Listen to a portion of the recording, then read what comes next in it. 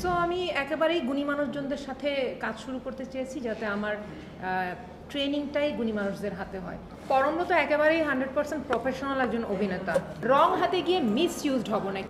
Maker হচ্ছে lady maker আর তাদের আমাকে দরকার।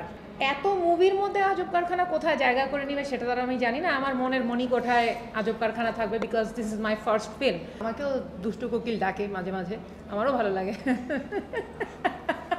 এরকম একটা চেহারা বানিয়েছে, okay now you are doing films.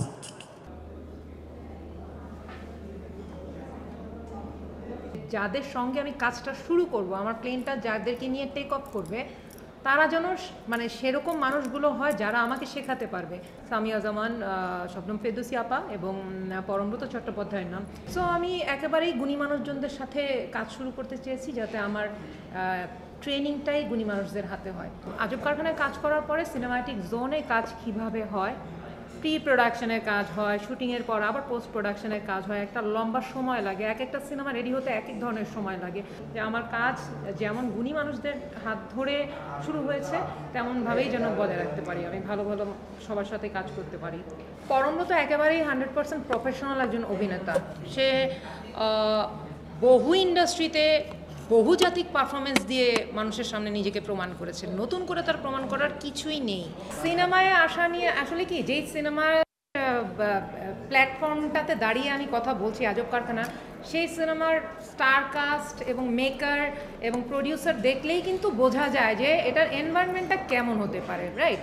তো এফডিসি ভিত্তিক না আইটেম সং করার জন্য বাংলাদেশ ফিল্ম ইন্ডাস্ট্রি তখন ডেভেলপ ছিল, না অভিনয় করার মতন সেই স্কোপটা ছিল যে আমি শুধু ক্যারেক্টার বেসড ক্যারেক্টার করব, রাইট?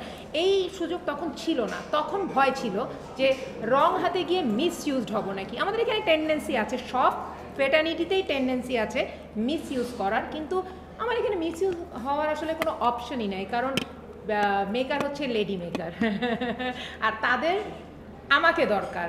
এত মুভির মধ্যে আজব কারখানা কোথায় জায়গা করে নেবে সেটা তো আমি জানি না। আমার মনের মণিকোঠায় আজব কারখানা থাকবে, because this is my first film.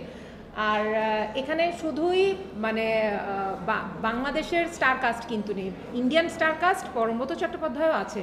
So it will go globally. Already তো আমাদের ইন্টারন্যাশনাল ফিল্ম ফেস্টিভ্যালে অ্যাওয়ার্ড জিতে এসেছে, রাইট? সো এটা কিন্তু গ্লোবালি মানুষজন দেখবে।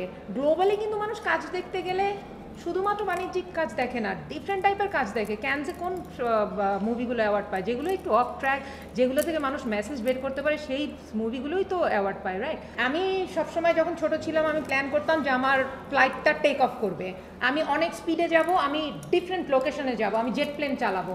আমি আমার লাইফের জেট প্লেন চালিয়েছি, আমি অনেক স্পিড আপ ডাউন করেছি, যে কম স্পিডে যাব, হাই স্পিডে যাব, বাট আমি কিন্তু কোনোটাকে লোকেশন বানাইনি। This is my location, my country is my location. আমাকেও দুষ্টু কোকিল ডাকে মাঝে মাঝে, আমারও ভালো লাগে।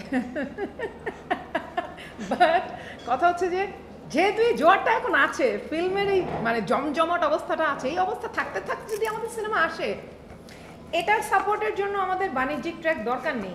আমাকেই হয়তো সবাই যেভাবে দেখেনি আগে সেইভাবে ডিসকভার করতে পারবে।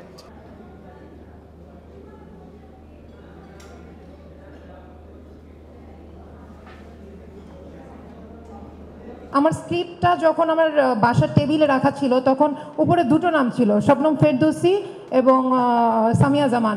আমার মা এরকম একটা চেহারা বানিয়েছে, okay now you are doing films. তো সেই যে চেয়ার আপটা, it meant a lot. I got that respect and thank you very much. Thank you, thanks all of you.